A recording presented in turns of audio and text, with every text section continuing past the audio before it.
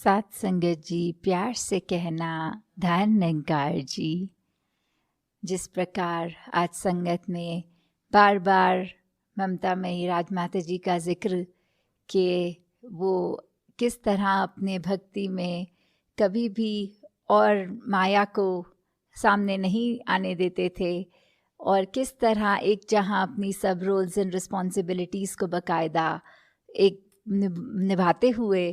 पर सबसे पहले उन्होंने अहमियत इस प्रभु परमात्मा, इस निराकार को दी, और इस तरह मिशन का संदेश घर घर में जाकर पहुंचाया। जब उस समय ना तो वो साधन होते थे, ना उस तरह समाज किसी लेडी को उस टाइम ज़्यादा सीरियसली लेता था, पर फिर भी कैसे उन्होंने ये इस बात को कि जब ये हकीकत, ये सच्चाई, ये ब्रह्म ज्ञान अगर उनके हिस्से, तो उन्होंने ये पूरी कोशिश करी, यहाँ तक भी जाके कहा कि मैं गली गली तक ये संसार के इस संदेश को पहुँचाना चाहती हूँ। तो कैसे फिर उन्होंने घर घर पहुँचकर ये संदेश जहाँ दिया, और जिन जिनको भी जीवन में मिले, किस तरह कभी चाहे उनकी लाइफ लें या सदगुरु माता सविंदर जी जो उस समय पूज्य माता जी के रूप में, कभी भी वो नहीं दिखाया कि सदगुरु से ये रिश्तेदारी रूप में बंधे हैं, पर इस तरह कि हम तो इस मिशन के अनुयायी हैं। और कैसे एक वो उदाहरण जीता जागता कि अगर हमें इस गृहस्थ में रहकर भक्ति करनी है तो कैसे की जाती है। तो जहाँ इतनी मातृशक्तियाँ ये मिशन में हमें हमेशा ये इनकी छाया में पलने का अवसर मिला, वहीं ये हम सब का अब ये रिस्पॉन्सिबिलिटी कि कैसे जो संदेश युगों युगों से इस मिशन का रहा, वो कैसे हमने अपने जीवन में इम्प्लीमेंट करना है, और कैसे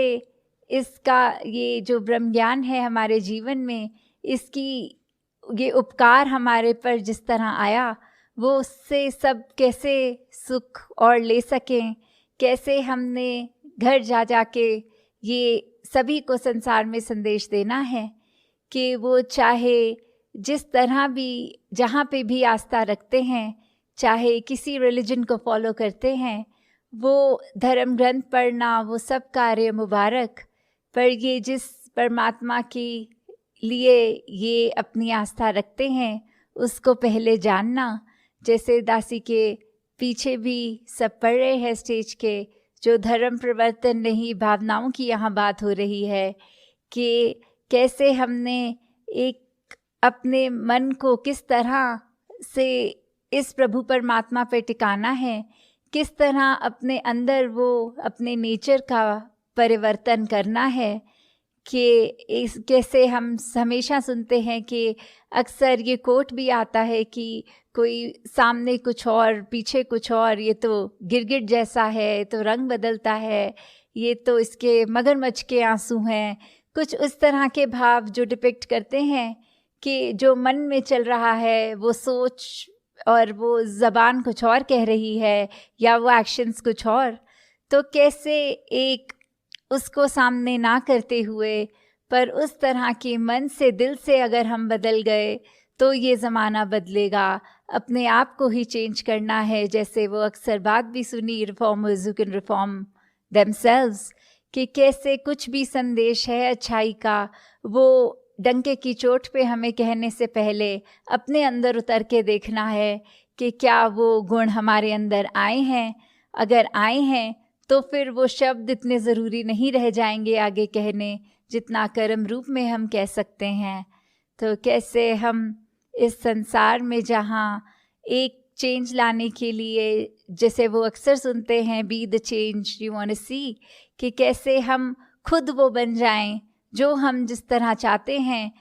ऐसा प्यार जो हमें कभी नहीं मिला वो हर एक को दें, और अगर वो प्यार मिला भी है तो हमने कैसा महसूस किया था वो प्यार रिसीव करते टाइम, वैसा प्यार ही हमने फिर आगे दुगना करके संसार में बांटना है। कि हर एक के लिए अपनी अवेलेबिलिटी रखना,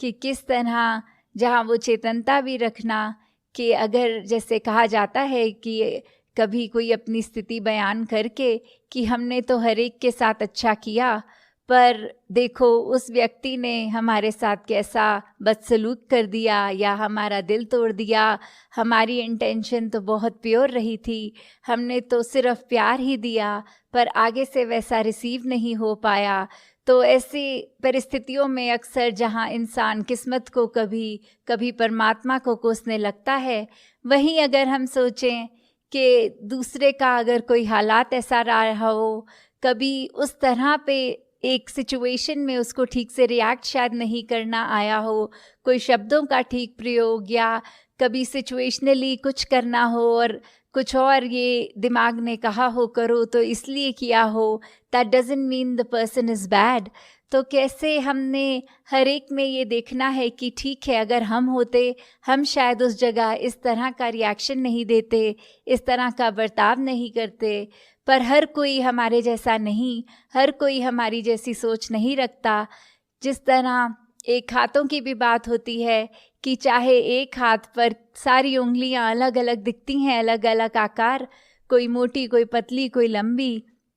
तो जहाँ एक अगर अपने शरीर में ही हमारे नैन नक्श सबके चाहे सेम है पर फिर भी कितने अलग, किसी की आंखें बड़ी, किसी की छोटी, तो जहाँ फिजिकली हम सब इतने अलग दिखते हैं, तो वो स्वभाव का भी अलग होना एक लाजमी है। और कैसे फिर वो स्वभावों को एक्सेप्ट करना कि चाहे वो बिल्कुल हूबहू हमारे जैसा नहीं, फिर भी हमने यही देखना है कि उसमें भी परमात्मा है। तो अगर कोई गलत वचन भी किसी ने निकाले तो उसको नज़रअंदाज हमने करना है, हमने उसको मन में इतना नहीं घर करने देना कि फिर हम खुद भी परेशान होते रहें और पूरा दिन जो हम बाकी अपने परिवार अपने और जिनसे इंटरैक्ट करना था दिन में, उनके लिए भी 100% प्रेजेंट नहीं हूँ क्योंकि हमारा माइंड पहले ही प्रीऑक्यूपाइड है।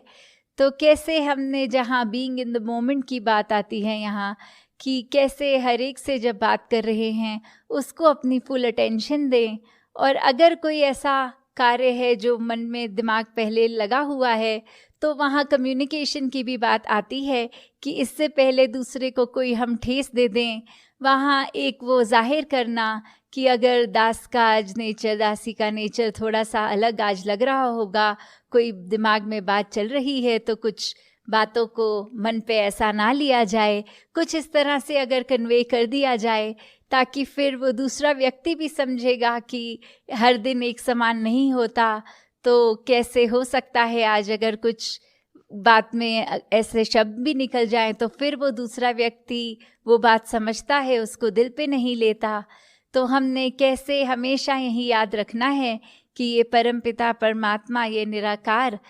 कि इसके ही हम सब जोत हैं। और कैसे हमने हमेशा अपना नेचर को इतना भी ये माया में नहीं डाल देना कि जोत होने के बावजूद वो रोशनी नहीं दे पाए हम।